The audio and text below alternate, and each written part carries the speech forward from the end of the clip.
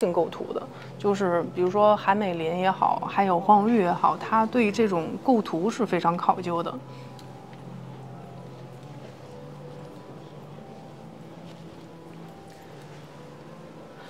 而且它上面写着“晚年无此纵横也”，也体现出他的一个晚年作品的一种心态。他用笔呢，就是更加的潇洒，不做内敛。所以像他这种大片的这种墨色来构图，也是他晚年潇洒一个表现形式。是的，我们可以再转过头来看卢禹锡这两幅作品。这两件作品是卢宇顺的作品。卢宇顺他以山水、宇宙、生命为创作母题，我们可以看到它形成了那种多层次、多视角、多场域的这种开发性的这种绘画构图。也可以看它打破了传统中国画这种审美情趣，打破时空的界限。这两幅我们就可以非常直观的看到，它非常大胆的用这种大面积的红色的色块来晕染。对，它是用大量的墨色来晕染，然后用红来提亮。其实里边技法呢，比如说晕染、平涂这些都会有存在，所以画的就是宇宙、人、自然、宇宙的一种和谐状态。我们可以细看。对，我们细方可以看到它用干笔去处理的这种，比如说地坡也好，草坪也好，还是说人间万物也好，就是画的也是非常的灵动，然后并且写意。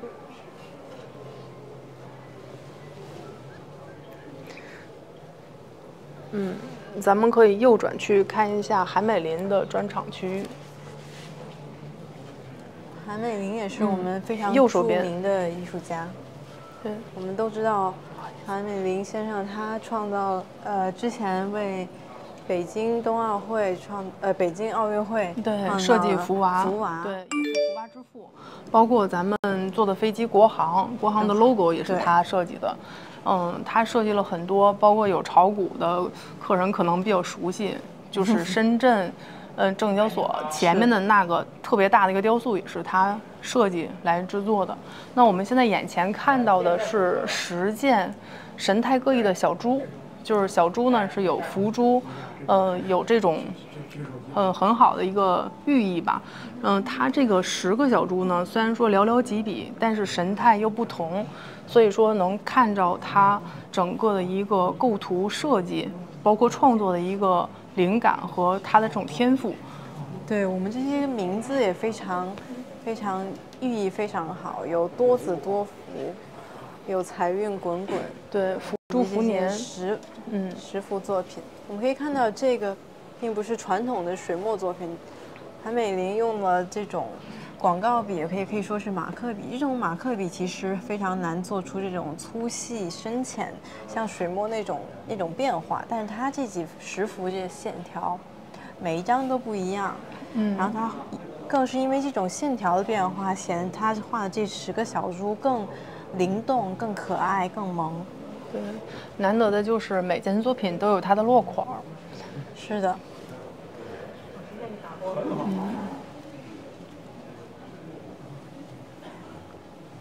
韩美林先生他也是一个非常可爱的艺术家，他认为这些小动物，他曾经他们的孩子，他曾经说过世界上最伟大的是母爱，对，他认为这些小动物们也可以说是他们的孩子。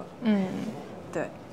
然后我们再往左边看到，就是韩美林的大集图。这幅是一个3.2平尺的作品。大集图其实在韩美林的作品中我们都不为陌生了。我们看到韩美林先生他的这个落款，这个字也是非常有特点的。对，我们那个小猪是2个为一个标的，估价是2万到3万。然后像这个韩美林的大鸡图也是他常画的一个题材，就是他整个的绘画构图的习惯呢是比较满的，整个的画面它就是跟古人那种画面的构图是不太一样的，就是顶天立的这种画法。画的风格是比较满，包括上边鸡冠子的那种颜色呢，它是运用了丙烯和国画混合，它可以说是用所不及。像那种他能看到的工具，排刷也好，甚至一些刷子呀、竹刷也好，或者是其他的马克笔呀、广告笔，只要是他能用的，大家都可以就是成为一个绘画作品的一个工具。是的，我们可以再往左边慢慢看到韩美林先生这个立牛图。对，它这个立牛图的整个造型呢，有人可能欣赏不来。其实我们可以追古意啊，它整个的画法其实是延续着，岩画的一种画法，就是线条比较简单概括。我们可以看到这个，可以想象到石器时代，当时原始人这种对动物的一种解构。对，网友说看不清，可以把镜头往前拉一拉。对，它这个用笔我们就看到就不是平常我们的那个毛笔画的，就是宽宽的那种，像那种广告笔。是的。它那种广告笔其实宽的那个我试过啊，它是很难掌控它的那种粗细的，所以你看它手腕的灵活程度，能把整个牛的身子那种线条变化，就是很好来表现出来。对。韩美林先生是一个非常多元化的艺术家，他不仅是题材的创作，以及这种工具媒介，艺术手法都有非常多变化。旁边呢是他比较早期的作品，我们可以看到他早期和后期的风格是非常的有区别的啊。你看他早期的作品画的是小松鼠，还是比较萌、憨态可掬的，他到晚期呢还是潇洒的，这个应该就是70、80年代的一个风格。对，这个它的尺幅也较小，是一个0.6平尺的作品。对，还用了一个日本框。它日本框其实配的也还不错啊，整个它的颜色是跟那个松鼠的那个颜色是能相匹配的，所以它这个有点青青的。对，有一种花青色，所以跟那个画框那种蓝色也是相得益彰的，所以这个藏家应该是比较珍爱这个作品的。包括旁边的这个也是来源于一个藏家，你看它整个鸟的画法，它纸张其实也不是普通的宣纸，这个纸呢是比较滑的，所以说它用墨不太就是吃墨，要用的也是那个广告笔画的。对，包括它的画框跟画也是这种设计匹配的。其实这种纸它可以说是根本不吸水的，它是那种挂历纸。所以在这个上面去画是非常考验画家对于这个材料的一种熟悉度。可以看到他用那种马克笔可以画出这种深浅、粗细，也是非常厉害的。有网友在问有没有崔振宽的作品，我们这场秋拍没有，在网拍有，你们可以关注北京荣宝拍卖小程序，我们每天都会有一些书画作品进行上拍。然后崔振宽作品也会有，这件作品也是比较早期了。你看他这个韩美林，就是他习惯用圆形来构图的，包括他画的猛兽也好，或者是其他的一些凶猛的一些动物，都会给人感觉很可爱。对，你像他那个毛发的处理，他是用湿笔先画一下构型，然后再拿一些干笔去晕，其实用浓破淡的一种过程，所以它这种毛发绘画的是非常的巧妙的，而不是用毛笔一根一根画出来的。是的。所以像仔细看看它那个毛发处理，这也是韩美林先生非常独特的一种创作手法。好，我们转过来看看小熊猫。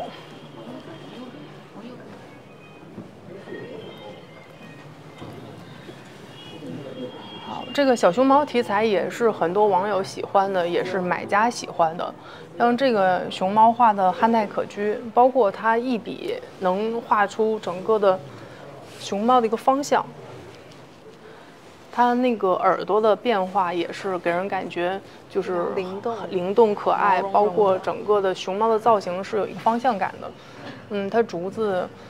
也是匹配的，因为看到市场上很多仿品呢，它竹子画的比较小气，没有这么潇洒，然后包括它的毛发处理、造型处理都不及韩老师，所以说在仿品面前，我们是一下子就能看得出来的。对，这种，尤其是这种画法，对于水的控制、墨的控制是非常需要考究的。对，他早年间画这种题材呢，多处用纸呢是那种比较厚的那种纸，棉纸，就是发墨发的比较好。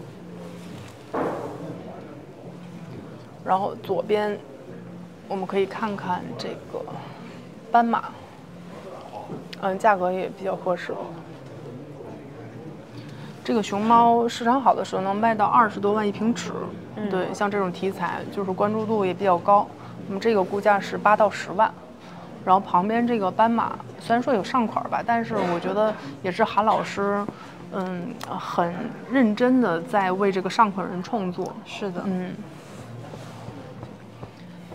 它这个斑马的那种墨色，包括留白，其实就把它身上的那种黑白表现出来了，非常巧妙。对，造型也特别可爱。旁边是鹰的题材，这个就是韩美林专题。这些都是小平尺的作品。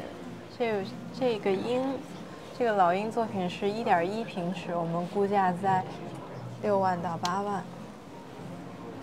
我们可以看到这幅鹰上面还用了不同的颜色，有这种朱砂，然后这种橙黄，然后再和韩美林老师比较具有代表性的这种墨色处理的手法结合。看到这个鹰这种昂首挺胸的这种神态，它的这个脖子以及这种眼神都是非常传神。然后并且它的落款也是有一些变化的，乙未年就是79年，79年它这个落款就是比较偏瘦，包括下边的印章就是美林快意，也是它就是70年代末80年代初常用的一枚印章。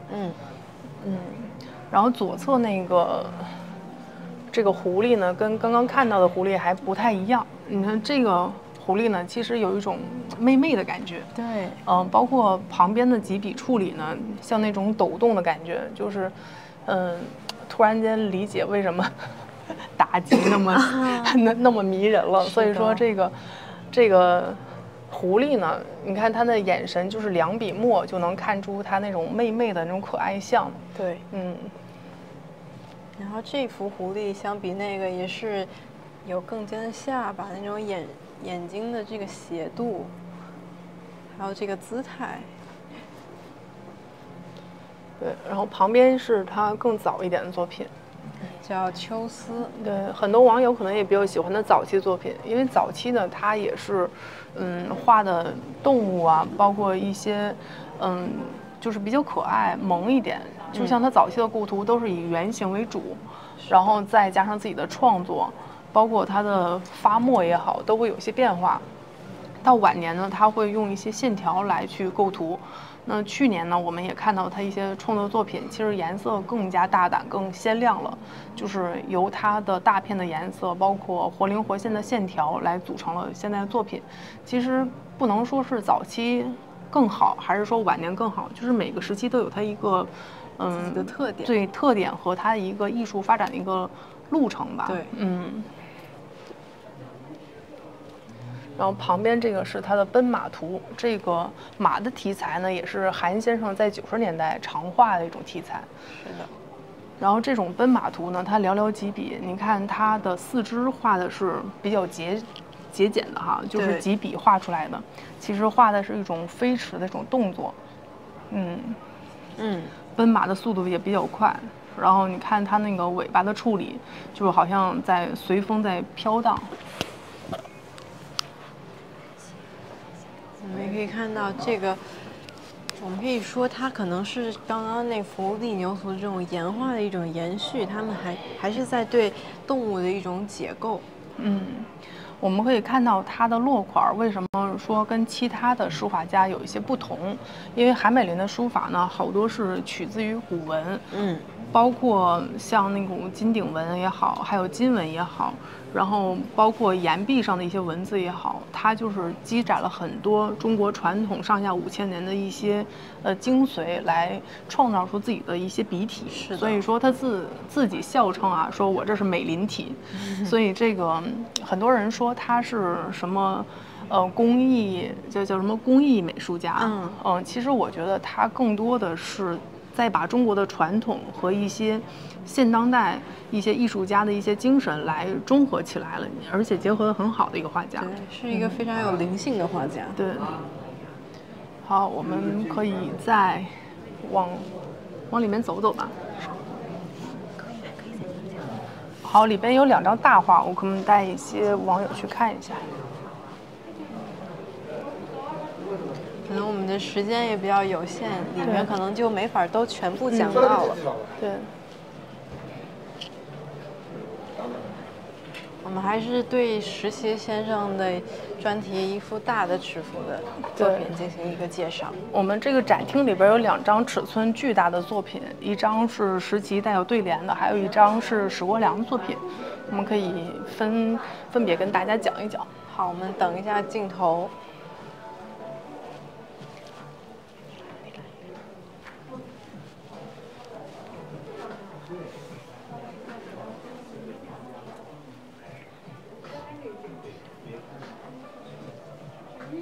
好，我们的镜头来到这幅画面前，我们可以看到这幅的尺幅，画心是在3.1平尺，然后两边的书法是每幅是5.8平尺。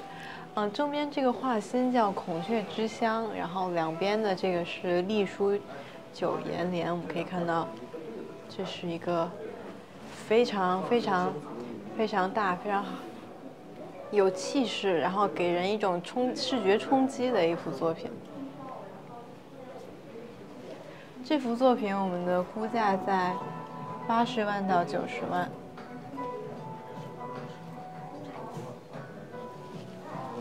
我们可以看到这幅石岐老师的作品，可能是由于这个平尺较大，和外面我们之前介绍的那3幅有所区别。我们可以看到它有非常多的留白，就像这个我们那边的人物，她是一位女士转过去这么一个姿态、一个神态的一个描写。可以看到她非常巧妙用这种色彩和这种墨来描绘了这个人物的眼神，这种脸侧过去这种神态，然后背部就是用了留白，只用墨色来勾勒出他的这种衣褶，来体现这个人物的一个动态。你可以看到这幅的颜色更为丰富，但是它的可能跟我们刚看到那3幅作品，它这个颜色的纯度上是有一些区别，这3幅可能纯度就稍微低一点，然后没有刚刚那幅那么纯，可能是直接是用那种矿物石，直接感觉像是矿物石颜料往上画的那种花青，但这个就是掺杂了一些别的颜色以及水在这里调的。我们可以看到这个画中有这5位人物，还有几只孔雀。然后我们再看看两边的这个书法，我们刚刚也说，石岐不仅画非常有创造性，他的字体也是自己独创的。可以看到他本身是很多，他的字来源于很多位书法家，也可以有人说他来自于魏碑，对 ，sorry， 魏碑，对，可以看到这个笔触的用法。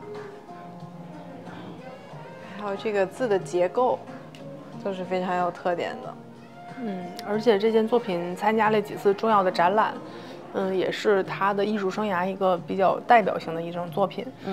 在现场展示尺寸如此巨大，像这个画的是31.多平尺，非常大，然后这种很震撼啊，给人感觉，就是他的艺术创作有无限的空间。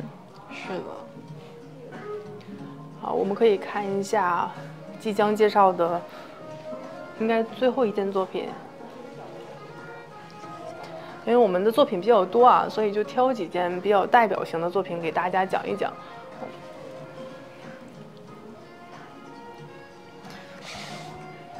我们眼前的这张史国良的作品呢，也尺寸比较大，是他90年在温哥华创作的。我们可以看到，就是它整个画面是以墨为主的，一个女子她坐在石阶上，然后在哺乳他的孩子，然后并且手上转着转经筒，好像转经筒一直在旋转一样。然后他倚靠的这个建筑呢，应该是一个大型的一个宫殿，就是像朝拜完之后，然后结束之后再过来哺乳。它其实就是一个宗教和藏族生活的一个结合，一个体现，也是我们去西藏能常见的一种场景，也是石溪先生去西藏采风来得到的这个画面的题材。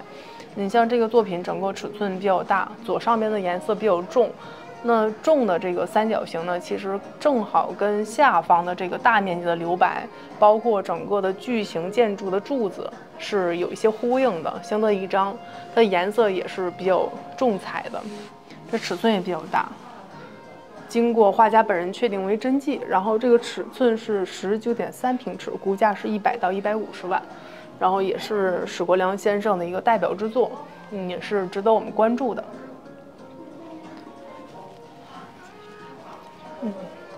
好，我们本场的预展呢是在国际饭店的会议中心的1层，一共展览作品呢有276件。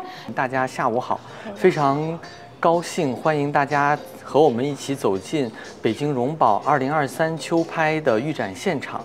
那么我们现在呢是在我们国际饭店会议中心的1层，向大家介绍我们今天下午的我们一念莲花开佛教典籍与古籍善本专场的一个精品的预展。那么首先呢，映入眼帘的是我们这一次非常重要的一件清代黄花梨独版的百鸟朝凤的多宝阁也是一个皇室宫廷的一个制作。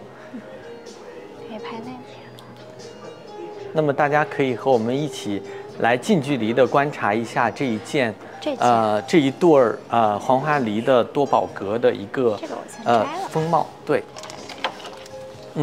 我们可以看到，这一对黄花梨的多宝阁呢，制作非常的这个繁复复杂，然后呢，雕工也非常的精细我们可以看到上边呢是有那个这个凤纹对，然后可以看一下，你看这个是斜面的这样的一个推拉的一个设计非常的设计。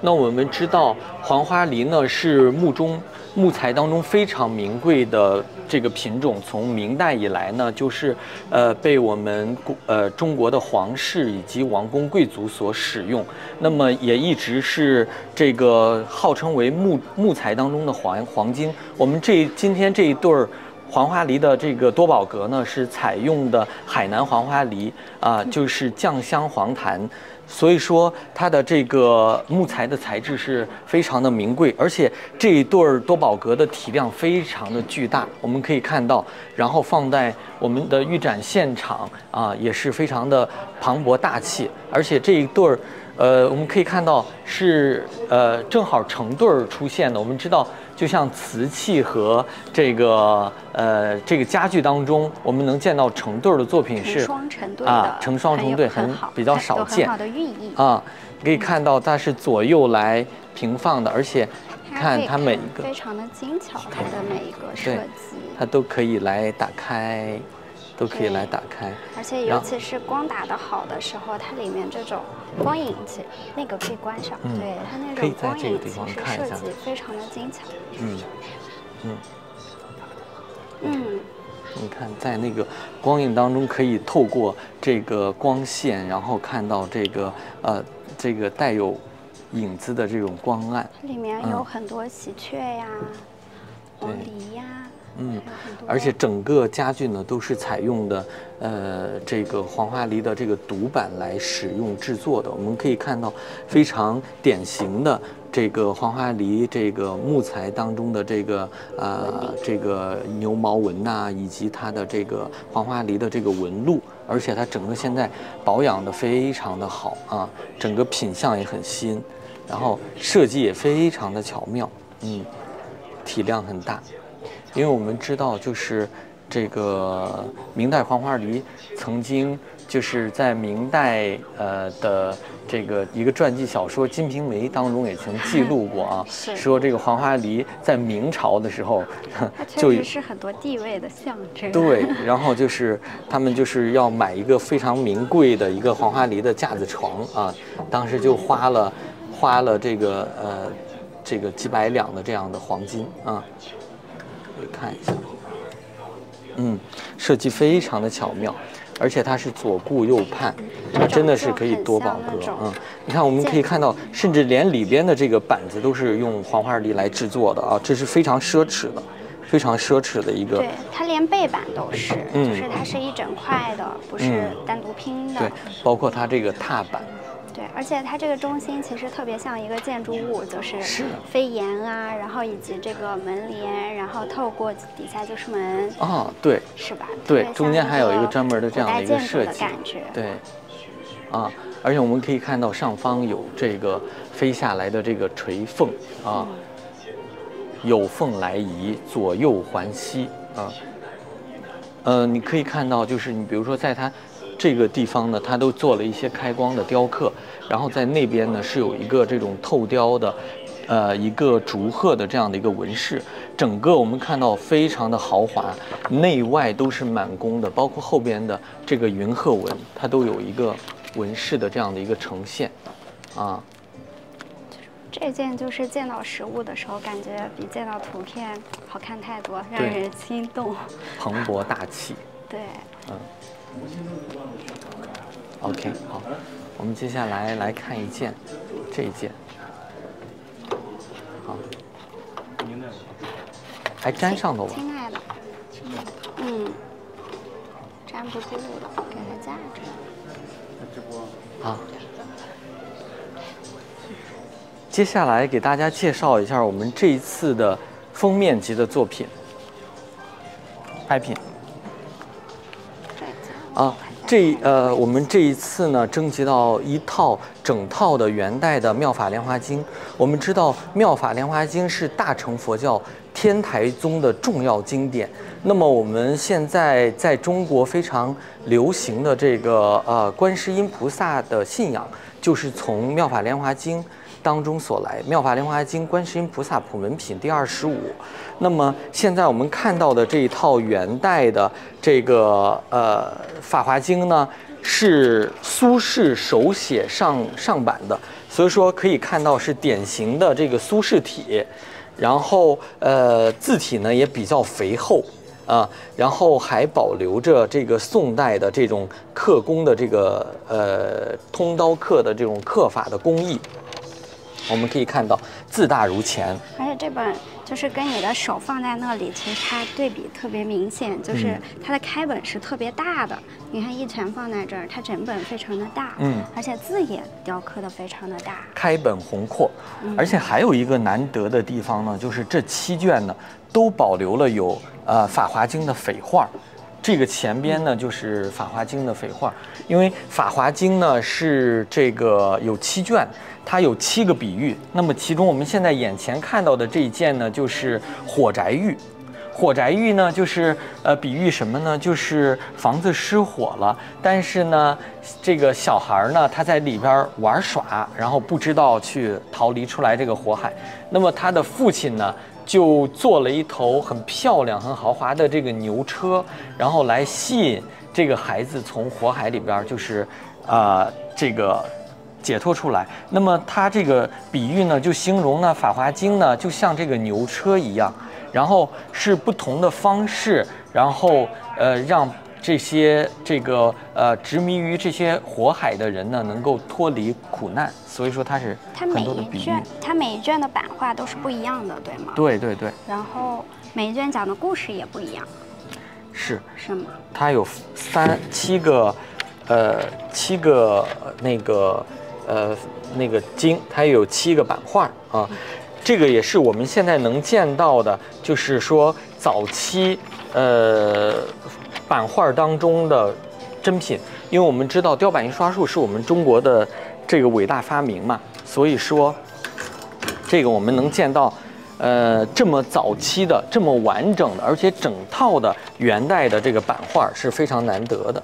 我们可以看到，这个是释迦牟尼的说法图啊，然后这个是卷4，《法华经》的卷4，保存的呢也都比较完整，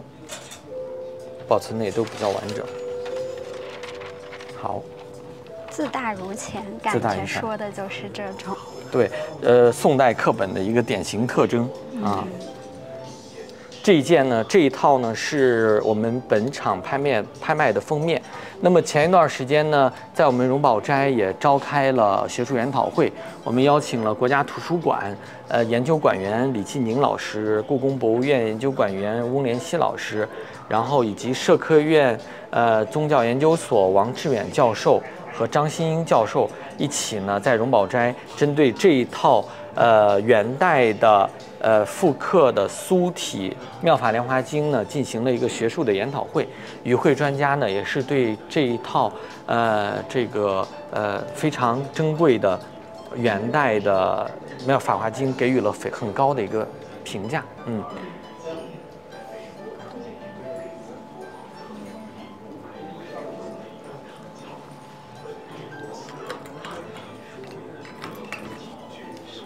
好，我们接下来看着啊，好，我们接下来看一个这个。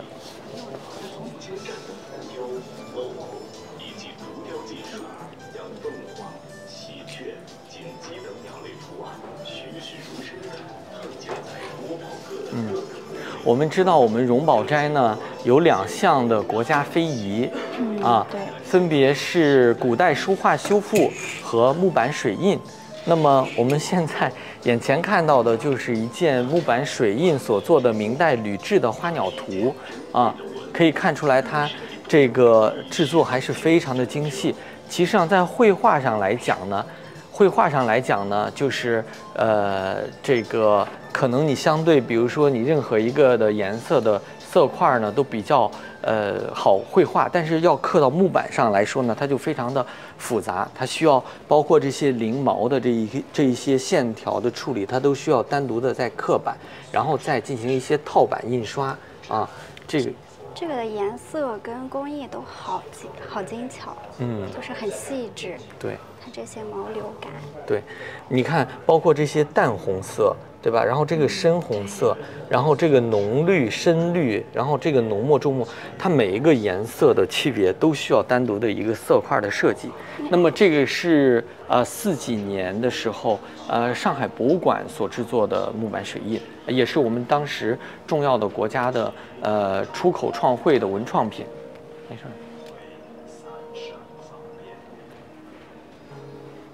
好，我们接下来我们有2件赵普老先生的作品。那么我们知道普老呢是曾经任中国佛教协会的会长啊，在整个佛教界可以说是地位非常尊崇的。我们这一个赵普老的2件书法呢，都是像这一件有玉器上款的，是我们直接得自于收藏家的家属。那么这一件林则徐瓷呢，我们也有一件13年的文物出版社的赵朴初书法全集的出版，所以说是非常难得的啊。因为我们这一件委托人呢，他也有一些其他关于古籍方面的收藏，所以说就是这个会在我们的佛教高僧大德书法墨迹这个板块来给大家呈现。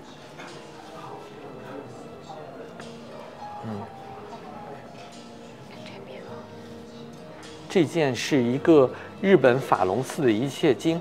那我们知道，日本法隆寺呢是那个日本重要的文化财，是一个创造于飞鸟时代的这样的一个著名的一个寺庙。那么这个是当时《法华经》所抄的“说一切有皮婆沙门论”，那么它也是最早讲述佛像建造的。好，你来讲来站长。对。好，然后我们接下来来看一下这个人呢是张大千的第2个夫人，叫婉君。那么这个照片和题字呢是当时张大千送给婉君的弟弟送给他的。那么这个是婉君是张大千的三姨太，相当于三姨太。然后这个是把这个照片，就是张大千题字之后，然后送给了他的弟弟，然后我们知道是1935年呢，当时呢，张大千与杨婉君呢，在北京的中山公园，他们两个相遇。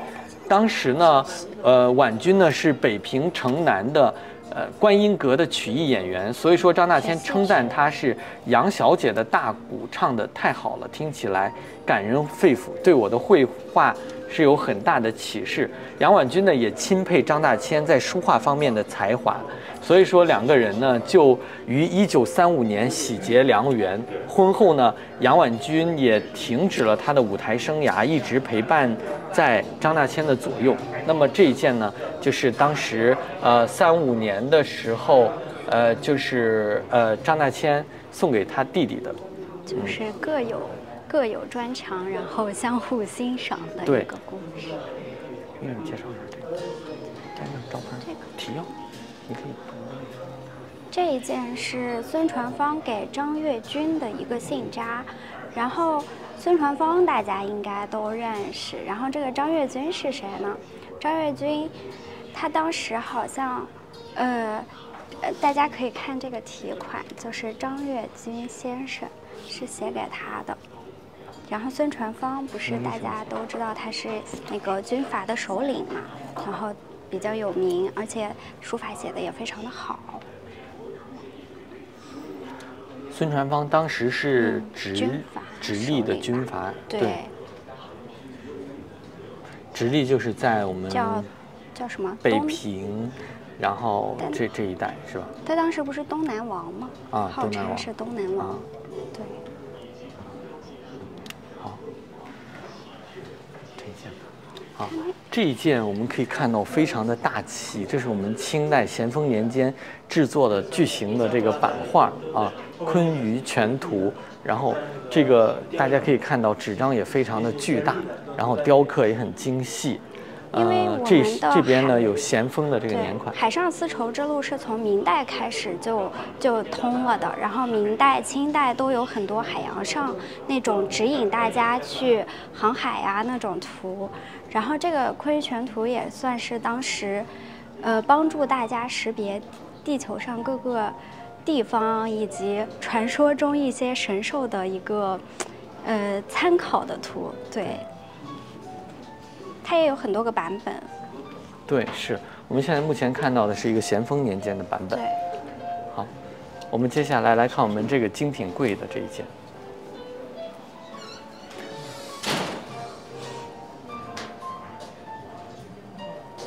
好看。怎么样？陈来想这个？那种。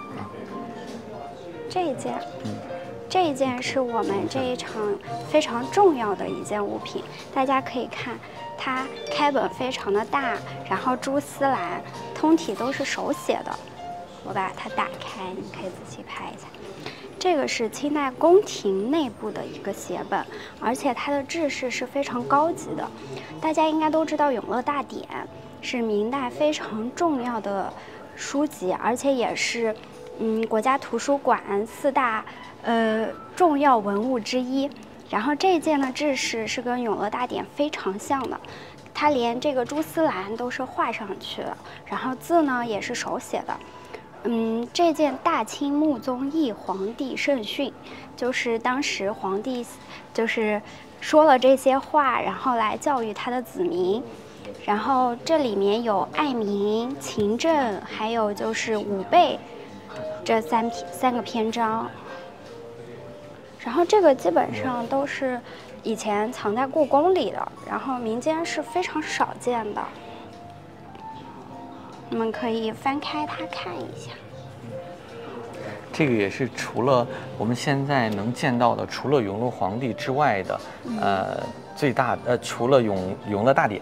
对，最大的古籍善本了，因为那个《永乐大典》是48公分高，这一件是43公分高。对，而且大家可以看它的这个封皮啊什么的，函套是非常精巧的，它的这个锦。你看云纹、凤纹。然后大清穆宗呢，其实就是同治皇帝，对吧？然后我们这件就是同治皇帝的圣训，然后它其实是有很多函的，一函一函。我们这个是第4函，收的是卷16到卷20。然后这里可以看到，这个是武功卷，然后爱民卷，还有一个应该是勤政。然后武功卷的内容部分呢，就涉及了当时李鸿章剿灭一些敌军的内容。然后史料价值是非常丰富的。现在很多研究清史的专家们，除了研究一些清史啊，还会去看圣训呀，还有很多相关的文献。这个算是研究清史非常重要的资料。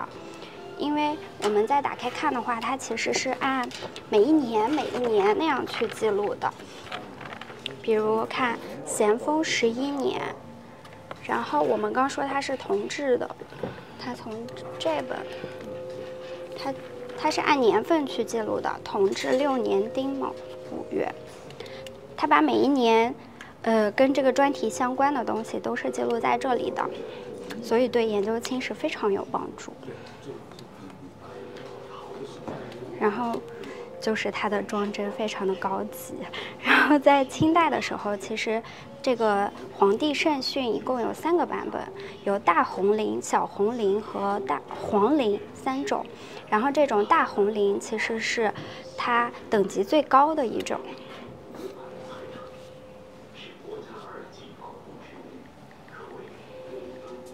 然后它的书法就是经典的馆阁体，写的是就是工笔正楷书写的。非常的整齐，而且行云流水，收放十分有度。对。然后它的装帧形式也是比较特殊的，它是蝴蝶装。我们的古籍它有卷轴装，就是比如这一件，就是最开始是卷轴装，然后有蝴蝶装、包被装、线装。对，这是一件早期的大概7世纪左右的一件。写本距今已经有1300年了。好，然后我们紧接着是这一件呢是是一个类书纂要康熙的写本。对，大家第一眼看上去会觉得它一定是一个课本，因为它的字体实在太像是刻出来然后印刷上去的了。但是这其实是康熙的一个写本，然后这里有2个章：五福五代堂古稀天子之宝和八珍茂孽。这2章是当时非常有名的章。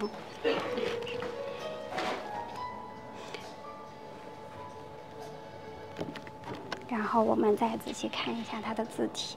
其实这本巧就巧在它实在太像课本了，就是一看就跟雕版完全没有两样，只有仔细看它的这种笔画的时候，才会发现它是一个写本。然后它抄写的十分的严谨，然后制式也是非常的高级，它的行格是印刷的，然后字体是手写的。就是能见到当时皇帝对这个古籍的重视，以及就是当时对这些工艺的重视。然后这本书，我们可以多翻翻，它其实内容上也是非常有趣的。比如这一册吧，就都是人，因为它是类书纂要，它其实在古代就是像一个百科全书一样的。就是它集齐了以前这些词语的说法，并对它进行了一个解释。比如那个是人，它里面还有讲很多酒茶，然后还有人的情绪，比如喜怒哀乐，然后以及各种文词，非常的生活化。看。比如这个翰林学士祭酒，这一章就是讲古代的文职称呼。先大字就是这个标题，然后小字就是对它的介绍，就非常像百科全书，是大家了解一些古代的词汇、名词、动词以及的一个途径吧，算是，对。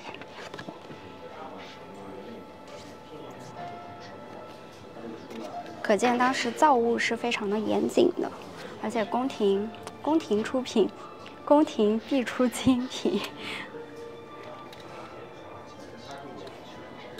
看下一件吧。那我们来看下一件，这个是明代的一个泥金的写本。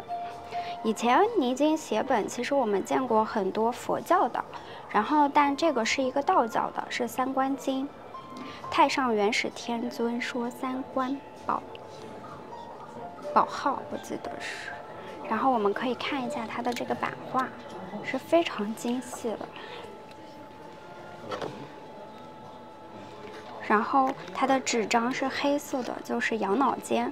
羊脑尖是明代，宫廷以及各种王府非常喜欢用的，因为它的制造是非常的难的。羊脑尖就是先在瓷青纸的基础上，再给它刷，真的刷羊脑以及各种就是它调和出来的一个，然后让这个写本从侧面看上去它是发光的，然后再用泥金写就非常的金贵。然后最后画一个韦陀的宝像，然后对这个韦陀也是金身、金脸、金手，然后花纹这些云纹都非常的精细，它的服饰也是非常的精细的。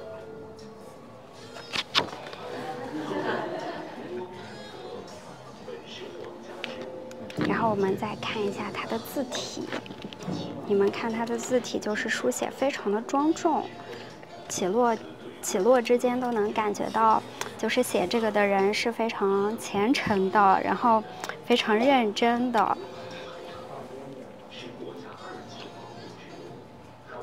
然后写的非常的精妙，然后打开的时候就感觉就是泥金，它真的会有一种非常夺目，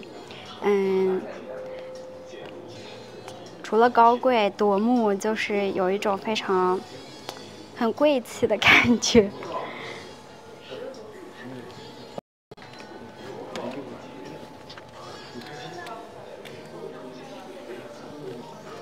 我们看下一件吧。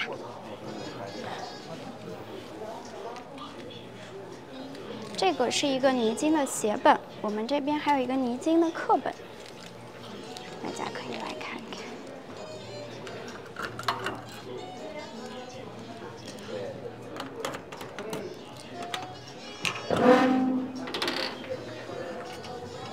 刚那个写的就非常的好，然后这个是明代的课本，大家可以看到课本跟写本其实还是有很大的差别的。它也是前有版画，后面有一个牌记，就是写了它的日期，大明万历23年几月几日造。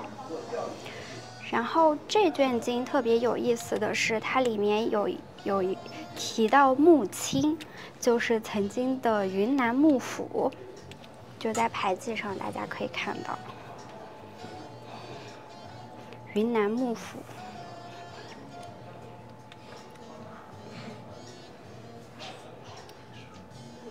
然后这一件呢，其实也是羊脑尖，然后泥金刻的。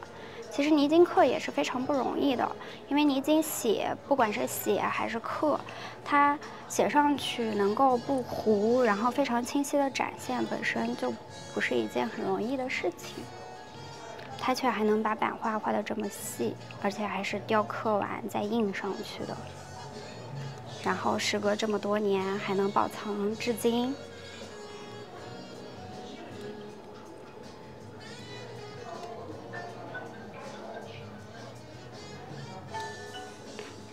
然后这件是太上说平安灶经，就是在以前灶台啊之类的，其实也是有他们各自的神的。然后灶经其实非常少见，在官方的刊刻里是几乎见不到的，只有民间才有。然后我们看这件吧，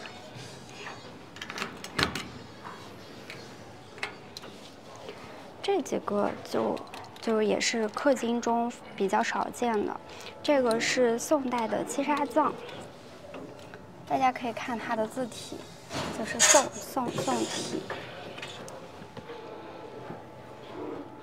这个是宋刻七杀藏大般若波罗蜜多经第455卷。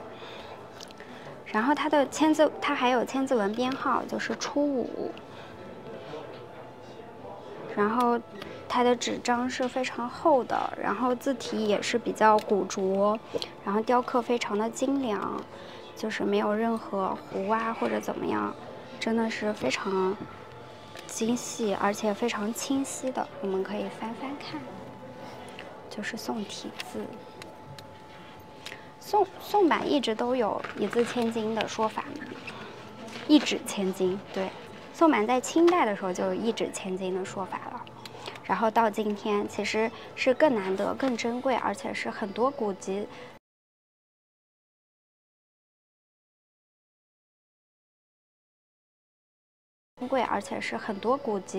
藏家都趋之若鹜，想要得到一本宋版这样的一个很高的地位。然后这一卷也是首尾全的七杀藏。哦，刚翻了。我们可以看看它的字体，非常的正。指出版片号。这个呢是初5千字文的编号。对。然后这个是版片号。那么还有一些经的地方呢，底下会有一些刻款。对，刻工。这一件是元代的，它是这件《大唐内典录》，它是元代刻的普宁藏。我们可以看一下，这个元代跟宋代的字体还是有那么一些差别的。南宋延景2年至元代27年的时候，由杭州普宁寺刻的这个普宁藏。然后我们可以在它的开头看到它的千字文，我来翻译一下。稍等，你看《大唐内典录》卷第8，古8就是它的千字文编号。然后我们可以再看一下这个中心，这个徐永刊，这个就是当时它的刻工。我们现在鉴定古籍非常重要的一个就是看刻工。如果你能在那种刻工的，就是查阅的书籍里查到这个刻工，就非常容易断它的代。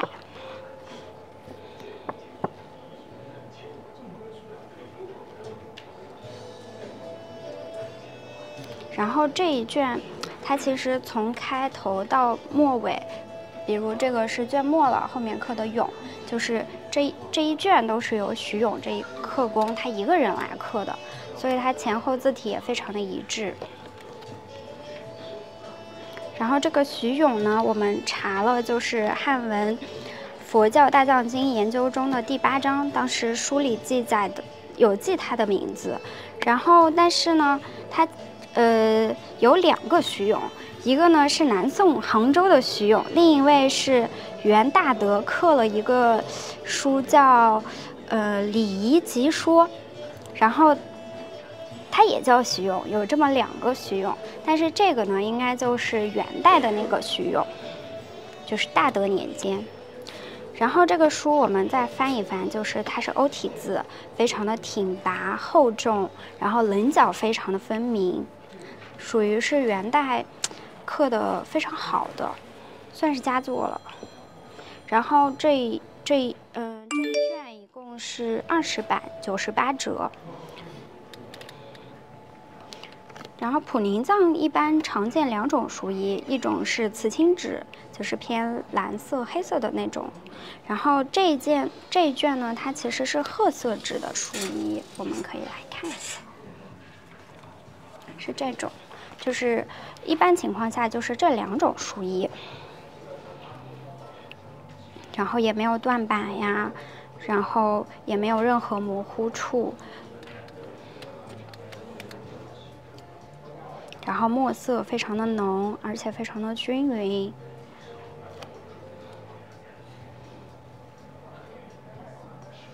然后它的纸张也非常的厚，属于是难得一见的真品。我们再来看一下这个，前2个氪金其实都是全的嘛，就是首尾全。这个只有1纸，就是1版5折。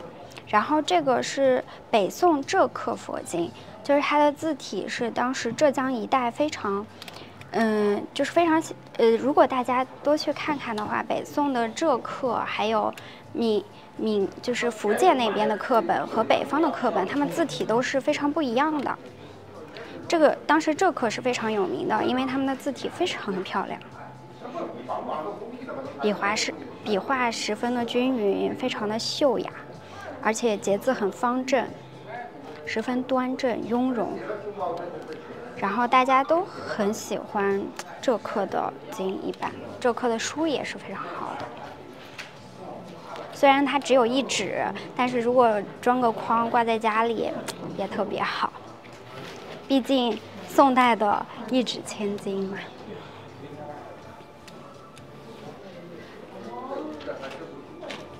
这边。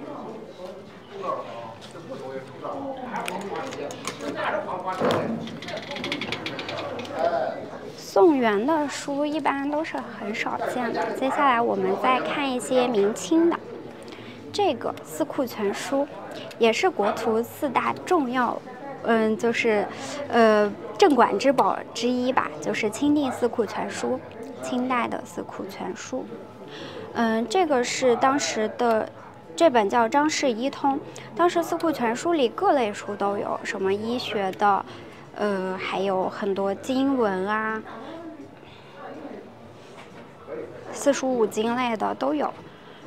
这本比较特别的是，当时四库全书是从全国各地大家抄完，拿到宫里的，然后宫里还会再审一遍，决定哪些入四库全书，哪些不入四库全书。这本是当时没有入四库全书的，所以它其实也是非常少见的。我们可以看一下它写的，也是清代非常经典的馆阁体，然后书写非常的认真，然后朱丝兰。然后因为它是医书，其实也是蛮好的，因为这2年医书也还蛮火的，大家都比较感兴趣，有一些药方啊，对。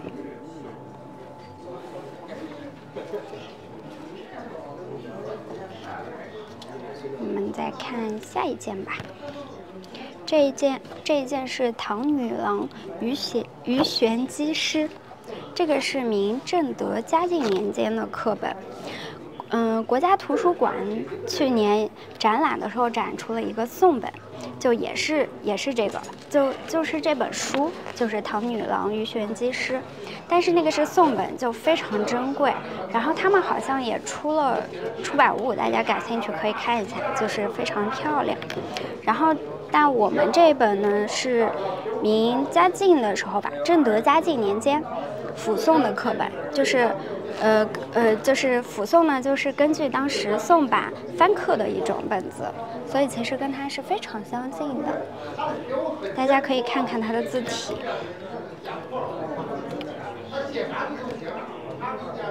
它的装潢也非常的讲究。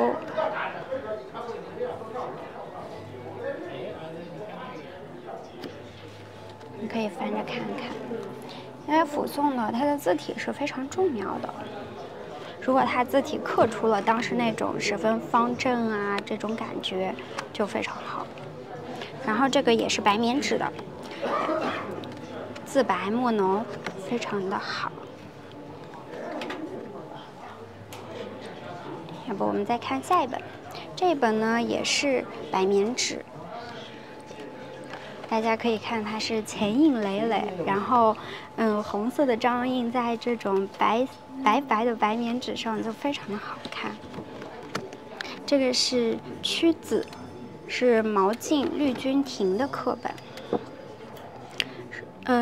绿君亭呢是节骨阁，就是早期，节骨阁早期就是毛晋的绿君亭刊本。我们可以看到它这个书口下端都有绿君亭3个字。它后来节骨阁的课书也延续了这个特点，就是所有节骨阁的课书在左下角都有节骨阁3个字。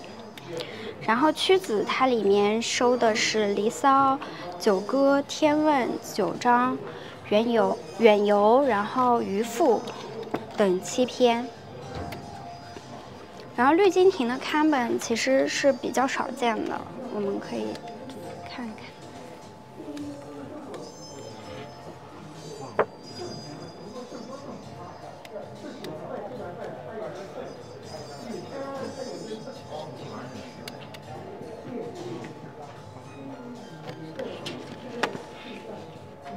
纸白墨浓，墨色非常的均匀，然后还有朱笔的巨斗。非常漂亮，属于是一个非常漂亮的明版。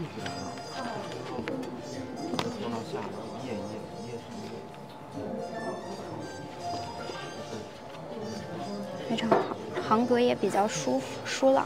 这种行格疏朗，然后字大又刻得非常清晰的书，对于我们来说，看着也是非常舒服顺眼的。之前有个老师说，就是好的东西肯定是你一眼看着十分舒服的东西，它就属于是这种书了。然后我们再看下一本吧，这个同音画论，同音论画是清同治的一个课本。这本书非常重要的是，它里面有袁克文的批注，是端木蕻良的旧藏。然后，今年袁克文他的字儿很好，我们都知道嘛。然后这本书从头至尾大概有批校的数量，大概是在10处左右。然后我们可以看一下这个书的末尾，有落款，就是说秋雨困人，偶捡此册，于笔见有未含处，则随手记之，非敢妄变也。甲寅重9后5日，韩云寄于流水阴。这是他当时，就是他讲述了这个书的来源以及，一个落款，写得非常好，很有气势。然后甲寅年就是1914年。就是1914年是袁世凯是1915年称帝的嘛，这是，其实是他称帝前还是袁公子的时候，享受着无忧无虑闲暇时光的时候写的这个书。然后，他在书里有大概10几处的批注，可见他对这个书是十分喜爱的。然后，这个是端木蕻良的旧藏。书首是有端木蕻良的题签的，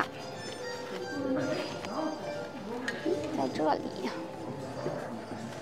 我们可以看一下，这儿是它的题签。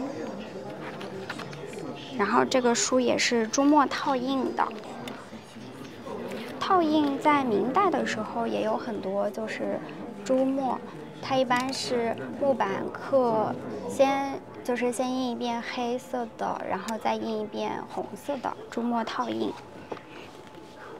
非常漂亮。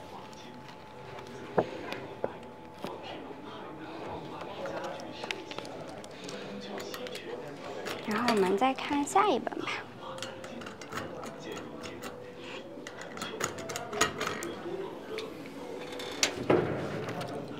这一本是《六任秘书》，是一个道教的书籍，但是它是明代的嘛，就是它的白棉纸我们可以看得出来，而且它的材质整个都是明代的。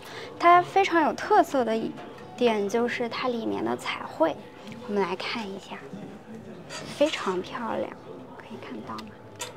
我可以再翻几页，要不我就放这儿吧。然后你先拍，然后我再翻页看。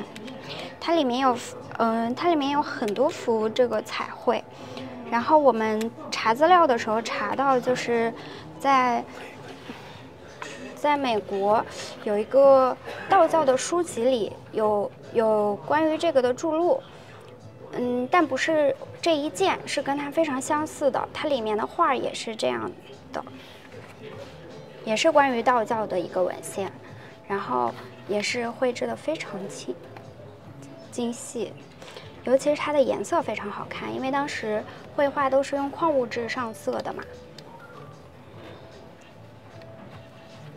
那我翻页了，大家可以看一下。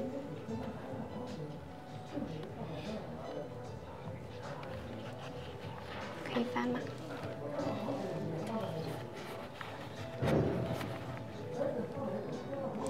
它这个线条非常的，就是工笔画，非常的精细，然后非常的飘逸，而且人物的开脸是十分生动的。你可以放大一下他的脸部，就是还有笑容，还有红唇，然后表情也非常的精彩。然后它除了用矿物质的颜料绘制，它在上面还有一些金线来勾勒，可以更能感受到就是这一册它用工非常。就是他人物的画法和用彩啊什么的，是非常讲究的。然后六壬就是中国古代预测学的一种嘛，有那个六壬神课，它好像是基于什么阴阳五行、天干地支的思想来进行一个占卜的。来看。他们的开脸、胡须都很精细。然后我们找的那本注录的名字，大家感兴趣的话，之后也可以从我们的网站里看一下。是一个道教的，应该是圣地亚哥艺术博物馆当时出版的。再翻一下吧。让大家都看一下，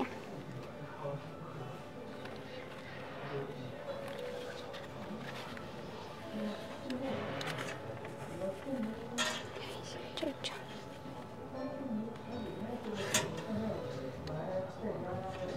好啦，那我们来看下一件吧。这个是明代弘治内府的一个刻经。是佛顶心陀罗尼经，前面也是有版画，首尾都有版画，然后还有一个牌记，大明弘治4年9月24日制。然后这个经是上下2卷，一共是78折，是当时内府的一个刻经。我们可以从头看一下。它是黄绫封面，然后圆签，是可以见到那种皇家气息的。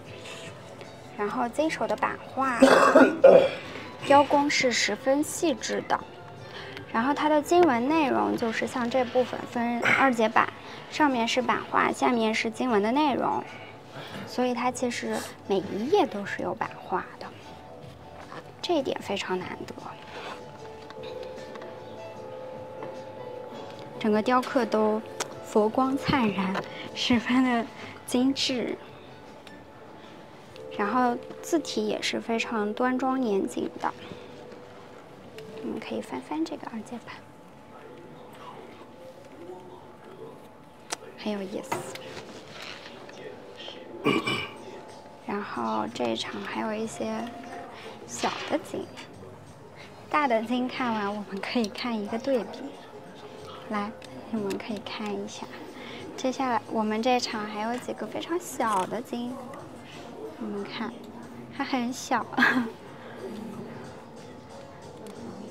就是古籍里有金香本，没想到佛经里也是有这种小开本的。我们打开一本看一下吧。我们开这本吧，《大藏总经目录》。这一卷非常有意思，给大家看看它的版画，就放在这儿吧。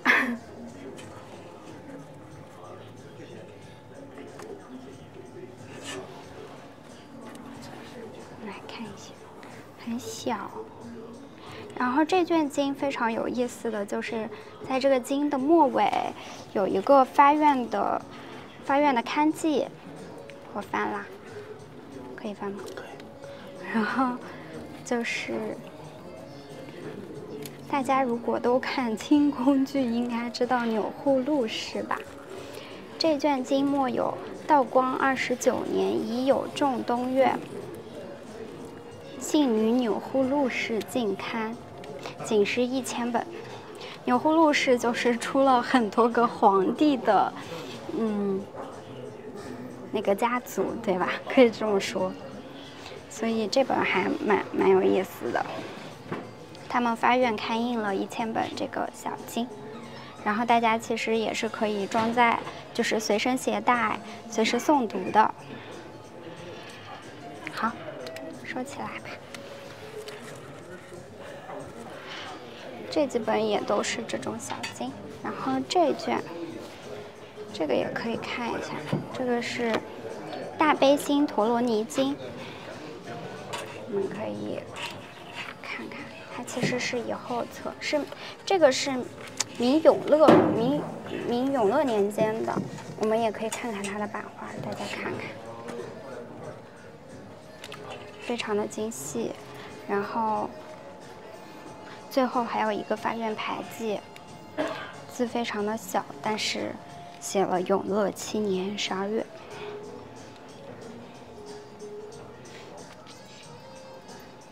好，它的纸张厚实，字迹也是很端庄，然后行云流水的，刻得非常的好。它的版画非常的精细，我们可以看前面。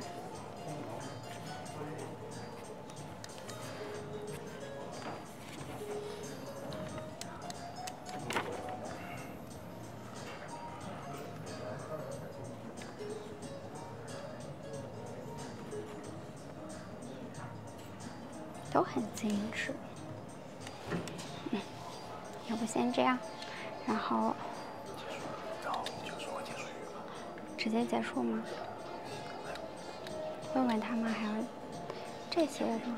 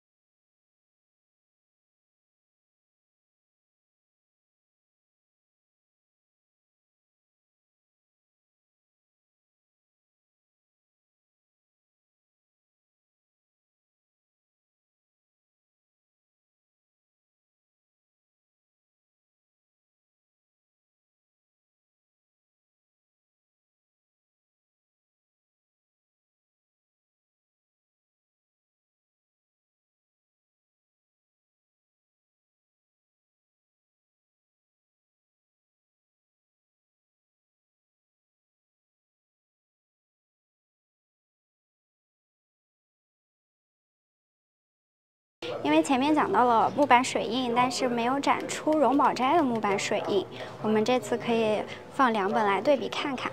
这个呢是民国北平荣宝斋诗鉴谱。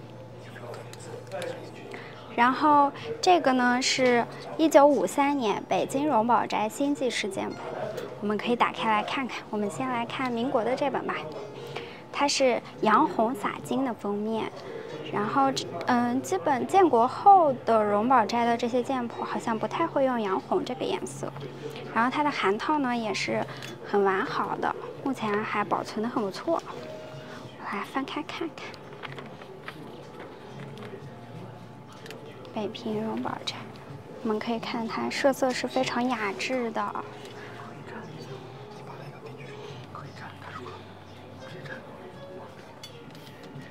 然后它里面收录的是像齐白石啊，然后当时还有张大千啊，以及各种名家山水，比如这个是溥心畬的。